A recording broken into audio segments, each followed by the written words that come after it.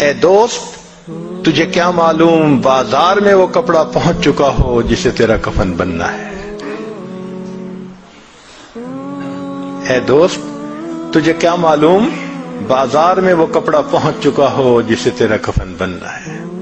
انسان شادی بیاہ میں مشغول ہوتا ہے اور اس کو نہیں پتا ہوتا کہ قبر تم میں کفن کا کپڑا پہنچ چکا ہوتا ہے. اللہ اکبر کبیرہ.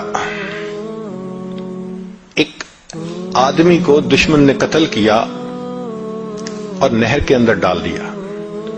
کئی دن اس کی لاش نہر کے اندر ہی رہی تو پھول گئی.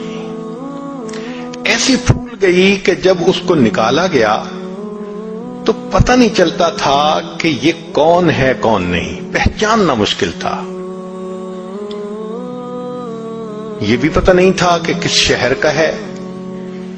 چنانچہ پولیس نے کاغذی کارروائی کر کے جو قریب بستی تھی اس کے عالم کو کہا کہ بھائی آخر مسلمان ہے، آپ اس کو نہلا دیں، کفنا دیں اور دفن کر دیں، ہمیں تو اس کے وارث کا کوئی پتہ نہیں.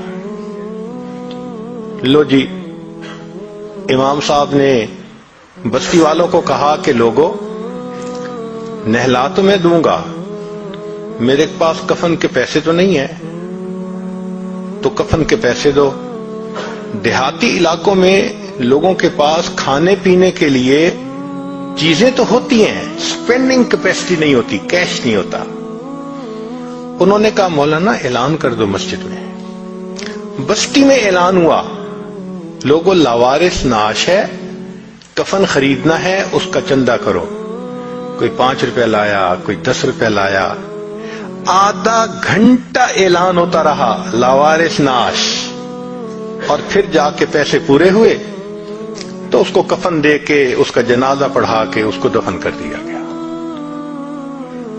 پولیس اس کی تفتیش میں تو لگی ہوئی تھی.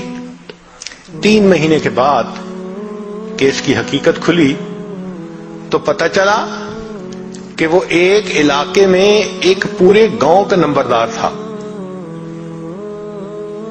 اور اس کی 4 مربع زمین تھی جس میں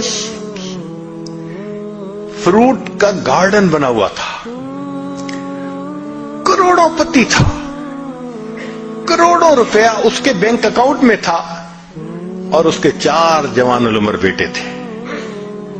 4 بیٹے ہیں، کروڑوں پتی ہے، بینک میں کروڑوں روپیہ ہے، لیکن اس کو کبھی پتہ نہیں تھا جب میں مروں گا میرے کفن کے لیے آدھا گھنٹہ چندہ کیا جائے گا. وارث مان نہ کری وارثاں دا، رب بے وارثہ کر مار دائی. فرماتے ہیں کہ اے وارث تو اپنے وارثوں کا مان نہ کرنا، اللہ تعالیٰ کبھی کبھی بندے کو لاوارث کر کے مار دیا کرتے ہیں. کیا پتہ کس حال میں موت آئے. اس لیے نبی اسلام نے فرمایا کن فی الدنیا کأنک غریب او عابر السبیل. دنیا میں ایسے زندگی گزارو جیسے کوئی مسافر ہوتا ہے یا جیسے کوئی پردیسی ہوا کرتا ہے. جو پردیسی ہوتے ہیں نا ان کے ذہن میں ہر وقت ہوتا ہے ہم نے واپس جانا ہے. ہم بھی یہاں پردیسی ہیں. ہر وقت یہ سوچ رہنی چاہیے کہ ایک دن ہم نے واپس اپنے وطن جنت جانا ہے.